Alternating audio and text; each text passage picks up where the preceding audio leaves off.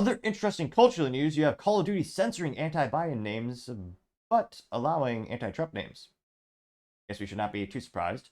That was brought to us thanks to Libs of TikTok on X Twitter, in which she actually tagged Activision. Will they fix it? Probably not.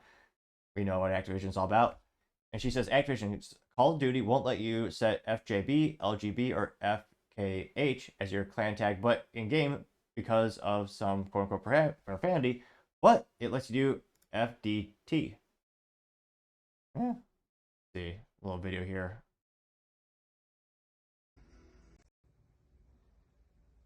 You can't do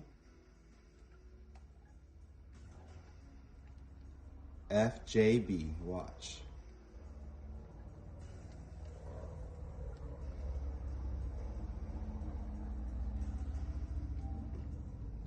Oh. Profanity. A big old error blasted on the screen.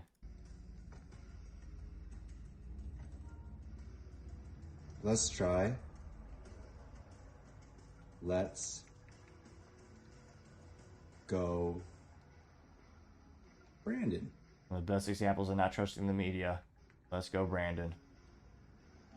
That one reporter should be immortalized. Profanity. Can't do that either.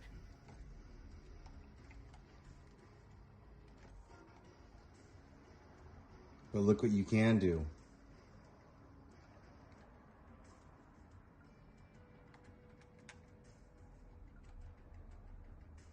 Fuck Donald Trump, right? It worked. Nothing. You're allowed. Let's see if I can do a different one then.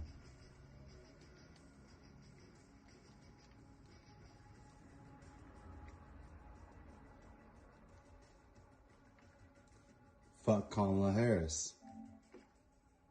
Wow.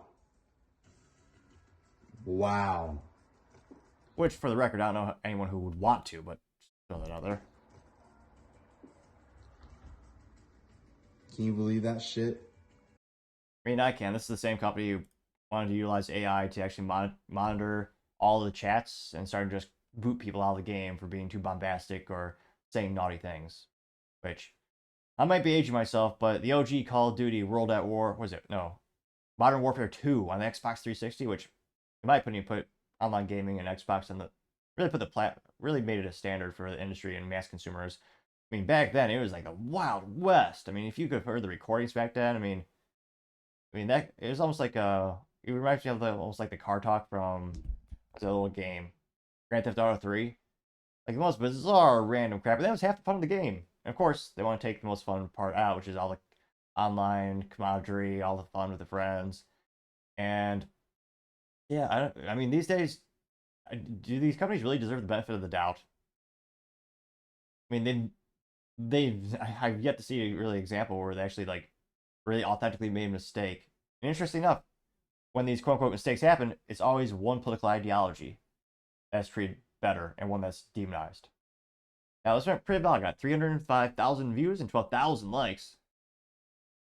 One of the first comments comes from Paul Zupa saying, quote, "Yet more election interference by big tech," getting 107 likes. America memed rather says they care more about banning people for speech than banning cheaters in their game. Very true, getting 712 likes. Yo Sniper says, "I'm sure it's just another quote-unquote glitch or oversight and in no way involves a fat, mixed-haired Z-Zer." Yeah, I agree. Got 210 likes. American Papa Bear says, "Every time I type president in my iPhone, the predictive text always shows Obama and Biden, but not Trump." Unreal, getting 235 likes. Which, yeah, I'm sure Apple has their preference too.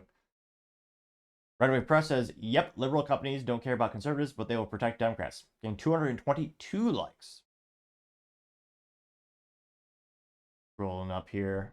Remen T says, "Left has undermined society, time to dismantle," getting 55 likes, which, I mean, good luck with that. If you look at the major shareholders and like more, was it 85% of the Fortune 500 companies? The three largest shareholders are always the same: BlackRock, State Street, Vanguard. I mean, there are many reasons why these companies are really doing things that many consumers don't agree with, but they know that the shareholders want them to do it, and they're the largest ones. And many of these companies, if they were to sell it, just one of those companies liquidating their stock, that could cause the price to crash precipitously and also give a signal to the whole industry not to buy their stock or their product. Now, there's also many of these companies that are ideologically bent and they're just doing it because they believe in it as well. Do one or two more comments. You have Bradley Productions saying boycott COD, getting 68 likes, which, humble brag, I think I've been doing that for about a decade. I'm trying to think. I think I was right out of college when I sold my 360. That was the last modern system I had. Cartridges for life. Although, ironically enough, I don't really have time to play with them. But nevertheless, I do have a couple. N64 is the best. Changed my mind. Throwing down more and more. The one guy 55 says Call of Duty. Oh wow, Call of Duty Rainbow Groomers Edition.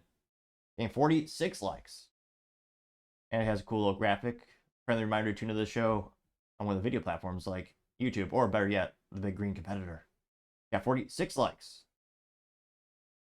See here. Any contrarian statements? Nada. Again, in terms of boycotting this, though, I mean, Call of Duty is the last time I checked, the best known mass production first person shooter. And I mean, don't get me wrong, they've gotten pretty lazy in terms of it seems just to be a copy paste every time they put out a new product.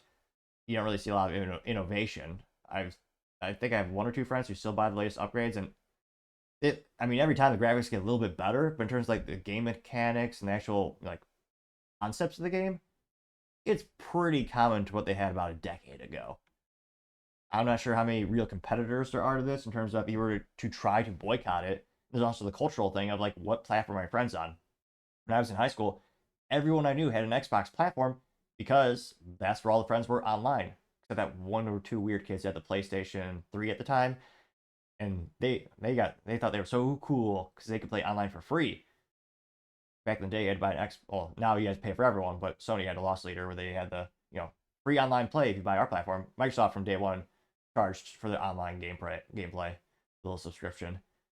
They've been charging people month to month ever since. But let me know in the comments. Do you think there will be realistically a boycott of the platform? Do you think people will migrate to a different game? Or do you think the people online playing, a majority of them, they really don't care if you can or cannot name your particular clan?